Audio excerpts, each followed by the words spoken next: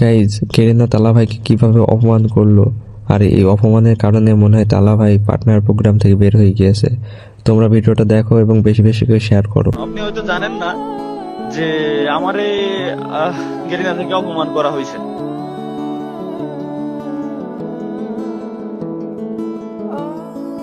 করা হয়েছে এটা আচ্ছা, এটা বলিস না। আমি তো ফোন দিয়েছিলাম যখন, তখন আমি লাইভে ছিলাম না। আমি লাইভ স্ট্রিম অন করেছি, সেই সময় তুই ফোন দিয়েছিস। না না ওইটা বলিস না লাইভে। অপমানটা করা হয়েছে কিভাবে? কারণ আমাকে ইভেন্টে ইনভাইট করা হয়। কোন ইভেন্টে? ঠিক আছে, ওই আমাদের খুলনায় ওই যে একটা ইভেন্ট হচ্ছিল, ওই যে পুয়া মিট নামের কোন ইভেন্ট, মেবি ওই যে আপনার যাই হোক, ওই যে টুর্নামেন্ট খেলতে গেছিল না আরিস্কেরা টিম সহ। হ্যাঁ, এই যে টুর্নামেন্ট হচ্ছিল ওইগুলো লাইভ, ওই যে সরি মনে পড়ছে, ওয়াচ পার্টিতে আমাকে ইনভাইট করা হয়। আগের দিন পর্যন্ত সব ইনভাইট করা হয়, আমাকে বলে যে ভাই আপনি আপনার টিম নিয়ে আসতে পারবেন। 9 জন আমার যে টিমে আছে, ওই 9 জনটা নিয়ে আমি এক জায়গায় গ্যাদার করছি, ঢাকায় আমার বাড়ি।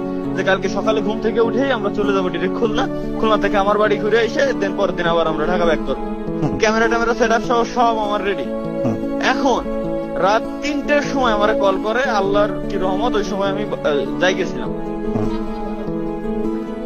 তো ওই সময় আমার কল করে, তাও কল দেয়াই হচ্ছে মারুফ বাইরে দিয়ে, যে তালা ভাই আপনি কালকে আসতেছেন না, আপনি কালকে অসুস্থ।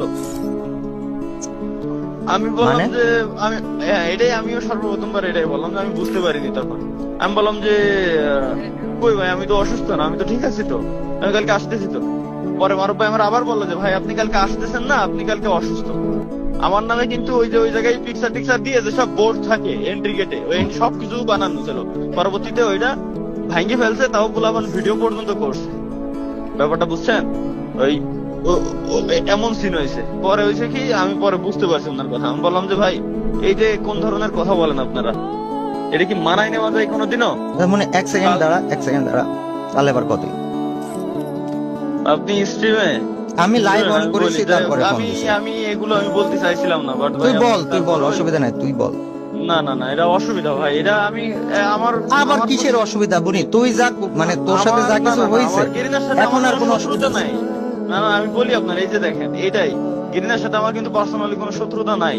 অবশ্যই। পুরো জাস্ট আমার ওই অপমানটা করলো, জাস্ট এইটুকুই। আমি আমার মতো করে আমি ভুলে গেছি। দেন জাস্ট হচ্ছে স্বপ্ন একটা কমেন্ট দিছিল, কারণ আমার থেকে বেশি খারাপ ওদের লাগছে। ওদের গায়ে লেগে গেছে জিনিসটা, যে ভাই ওদের আমি ছাড়বো না কিন্তু ভাই। কারণ কত এ টু জেড সবকিছুই রয়েছে ভাই, কত কিছু প্রুফ রয়েছে। দিলে তো আমি তো গোড়াই ছিলাম, শুরু থেকে ছিলাম, কমিউনিটি শুরু থেকে।